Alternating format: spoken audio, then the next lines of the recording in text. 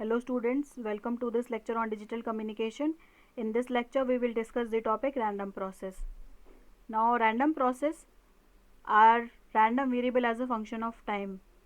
So when I perform an experiment, consider an most common example. When I toss a coin, the outcome will be a head or a tail. So when I perform this experiment, do I need to specify the time at which I am performing the experiment? No, I do not need to specify the time in this case, because I know at at any time I can perform this experiment, and I am sure that the outcome will be either a head or a tail.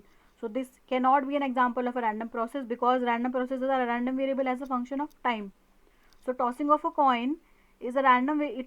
We can analyze it using the concept of random variable, but we cannot categorize it into a random process, because when I toss a coin at any time, I am certain about the outcome of the experiment.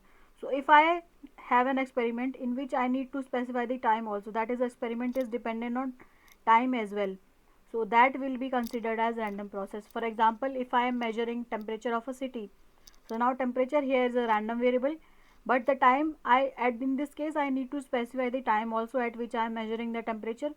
So if I am measuring the temperature in the morning, I know that the random variable, the value of the temperature will be less, and if I measure the temperature in evening or afternoon, I am sure that the temperature will have a higher value. So this is an experiment in which I need to specify the time also. So in these type of experiment in which we are going to see a random variable, and it is going to change as a function of time. So this will be considered as a random process. Now it is denoted as x of t, and now in this case the probability will be two dimensional, because the random variable is also going to depend on time. Now when we analyze random processes, we need to perform our analysis with respect to time also. So it becomes a bit complex. When we analyze random variable, we do not need to perform analysis with respect to time, but in case of random process, time factor also comes into picture, and the analysis becomes a bit complex. Now when I consider the experiment of recording temperatures of a city from a certain time, from 8 am to 6 pm, let us consider from 8 am to 6 pm I am recording temperature of a city for 10 days. This is my experiment. So for 10 days I will get readings. So for every day I'll plot a graph, and for consecutive 10 days I have a data, and this collection of data will be considered as my sample space. So when all the collection of all the possible waveforms will form the ensemble, or it will be similar to sample space as it was in case of random variables. Now every sample waveform from this sample space will be considered as a sample point. So when I perform this experiment, I have a collection of waveforms. This collection of waveforms is known as ensemble, and every possible waveform from this ensemble or sample space will be a sample point for me. Now these are the four waveforms I am considering the experiment of recording a temperature of a city.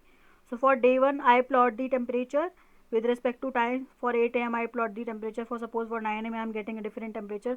So for entire time duration I am plotting the temperature on the curve, and in this case I can see that this temperature is turning, the random variable temperature is turning out to be continuous random variable in this case, because it is taking infinite number of values from a certain range. So this random variable in this case is a continuous random variable, and so for day 1 I have obtained a waveform. For day 2 I will obtain a waveform. Similarly, for all the days I perform this experiment, I will get different waveforms.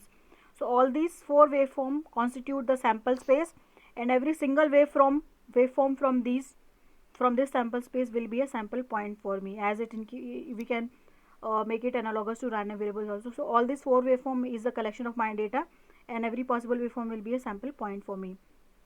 So when I need to analyze random process, will analyze any process by calculating the statistical averages. So first, in this case, we can calculate the ensemble averages and time averages. So first we'll study the ensemble average. When I analyze my collection of data, these are three different waveforms for 3 days, and I am fixing my time at t is equal to t1. So every day I am going to fix my time to t is equal to t1, and at this point I am going to analyze the value that my random variable is taking. So when I calculate ensemble averages, I am going to fix my time domain. In this case I am going to fix the time, and at that point of time I am going to analyze the value my random variable is going to take. So statistical averages of all samples at a specific time instant are called ensemble averages. So for calculating ensemble averages, what we are doing, we are fixing the time, and at that this particular time instant I am going to analyze my random variable, the value that it will take. So we can calculate all the statistical parameters from this. So the mean, the expectation can be calculated as integration minus infinity to infinity xt fx xt dx.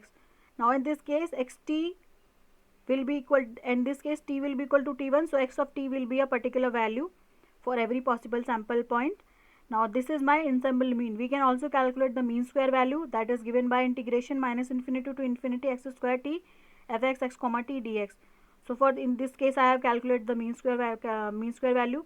Now using the mean and mean square value I can calculate the standard deviation and variance as well. So variance is given by mean square value minus square of mean, and the standard deviation is given by square root of variance. So now after ensemble averages I need to calculate the time averages. In this case I am going to integrate with respect to time, that is my integral will be independent of density function. So I am going to analyze my random variable for a certain time duration. In this case I am not fixing the time, I am going to analyze my random variable for the time from t1 to t2. So I can calculate the time average as m1 is equal to 1 by t2 minus t1 integration t1 to t2 x of t into dt. Now similarly I can also calculate the mean square value 1 by t2 minus t1 integration t1 to t2 x square t dt. So in case of time averages I am not going to fix the time, I am analyzing my random variable from time t1 to t2. And in case of ensemble averages I was fixing the time and I was analyzing the values that my random variable is taking for that particular time. Okay.